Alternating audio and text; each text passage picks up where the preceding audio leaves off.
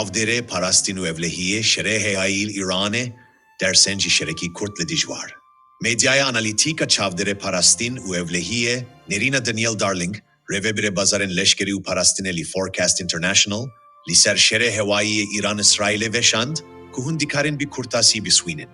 Şerê Hewayî dawiyê İsraîlê bî Îranê re jî 6 hefteyan zêdetir vere niha bî dawî bû. Lê analîstên leşkerî hin jî serkeftin, tekçûn û nûjeniyên vêyên taktîkî Lêkolîn dikin. Hikûmeta Tehranê, ku jî her tiştî bêtir li ser mayîn de bûn û kontrola xwe ya Komara Islamî difîkirene. Dide ku hêza xwe ya leşkeriya zîrardar jî nû ve ava bike û kelsiyên swê bî zêdekirîna hêsta velat parêziyê veşê re.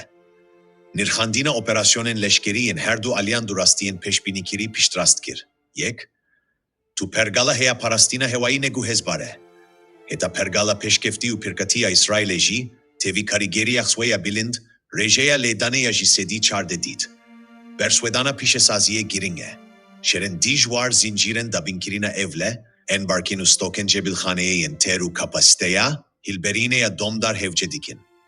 Di dema şer de, kembûna stokên mûşekên astenkerên İsraîlê, dema operasyonê Kurd kir û vebijarkên stratejîk sînordar kir.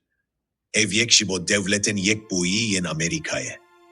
Têragihandin ku parastina baregeha elûdeyd li ketere li dijî êrişeke mûşekî ya Îranê, ji bo tunekirina 13 jî 14 mûşekên ku dihatin, sî mûşekên Patriot hevce kir. Rejeyek şemgîn ji bo her pevçûnek mezîna pêşeroje.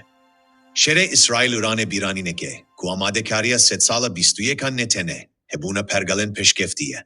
Lê di heman demê de swêdîbûna kapasîte û berxwedana piştgirî û domandina wan e.